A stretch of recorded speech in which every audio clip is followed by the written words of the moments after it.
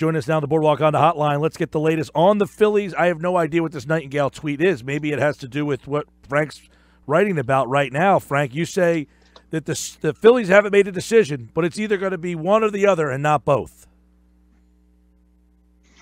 Yeah, so it sounds like the Phillies are putting themselves into a great leverage situation where they can basically tell the other player that, well, if I sign the other guy, I'm not signing you too.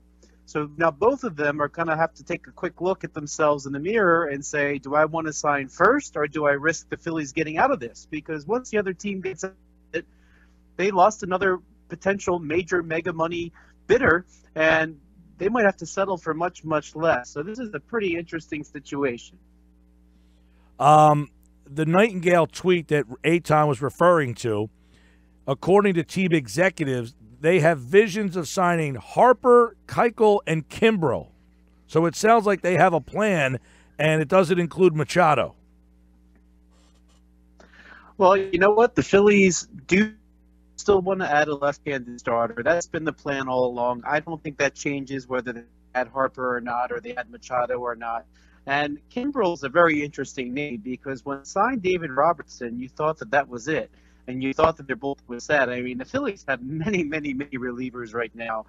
Kimbrel to pair with Robertson to really just like slam down that end of that game, especially with Sir Anthony Dominguez, hopefully getting a little bit better in year two.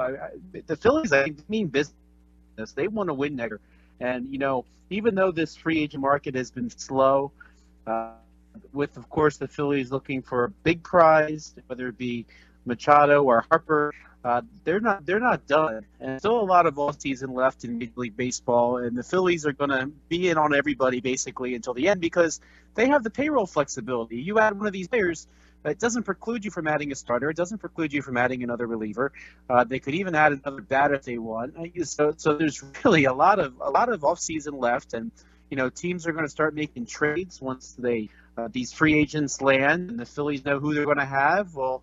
Then they'll probably have some surplus inventory in either the outfield or infield, and they'll probably make some trades too. So there's a lot of offseason left, and really that rest of the offseason essentially begins when they sign Harper or Machado.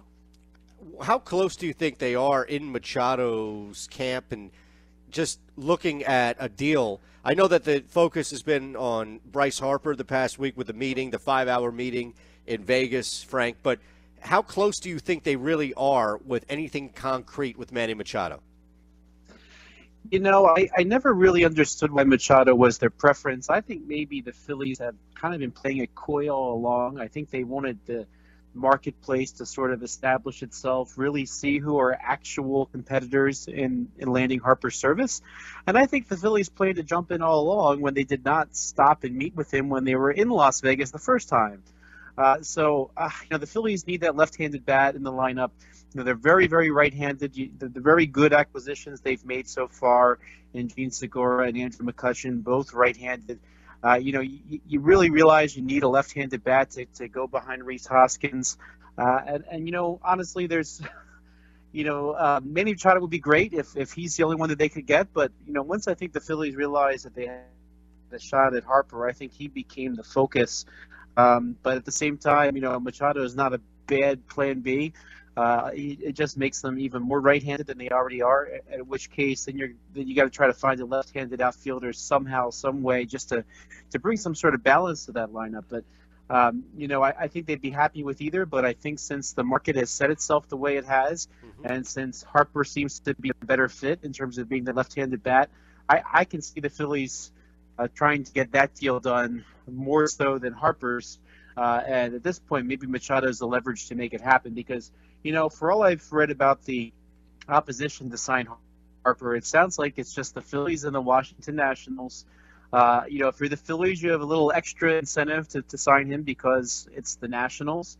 And, I really do think that the Nationals are at just a payroll limit that they really can't bring Bryce Harper back. The amount of money they are already at for next year, it's not just the payroll, it's the luxury tax.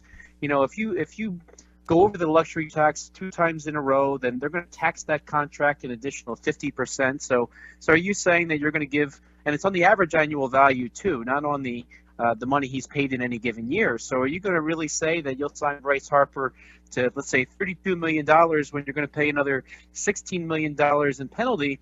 That's a $48 million player. I don't see the Nationals doing it, and it just seems like the Phillies are the only ones really left standing here.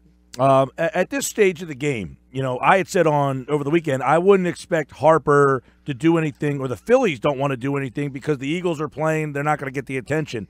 But I thought you tweeted something out regarding his MLB The Show. He has a contract with them. Does that mean that he has to figure out where he's signing sooner than later?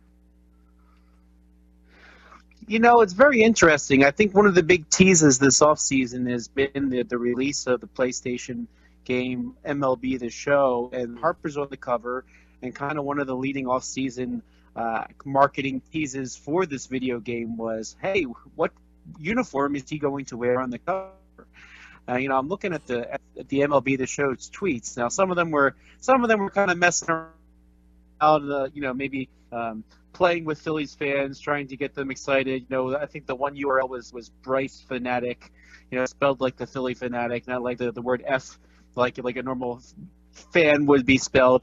And then they're tweeting other little things that make one think that maybe it's Philly, but at the end of the day, they're also tweeting things like, okay, well, this game gets released in 75 days, and so when you consider that, how long is it going to take you to print all the covers for all these video games that you're going to get out to stores? That maybe there's a clock tick in there where this video game endorsement deal really needs to know which team he's going to, and who knows? I don't know if that's a lucrative enough thing to move this along a little bit. It would be a real shame if for them, and depending on the contract he has with the video game company, that they don't get this released in time because they don't know where he's playing. All right, so keep an eye on that. I know, Frank, there's just new news as we got this conversation rolling from Nightingale. He's reporting that Harper, Kimbrel, and Keuchel could be the trio of Phillies, and we'll keep our eye on that at Frank Klose on Twitter, as now the Phillies jump to the forefront with the Eagles season in the books. Frank, thanks, pal. Thanks, Frank. Thanks, guys.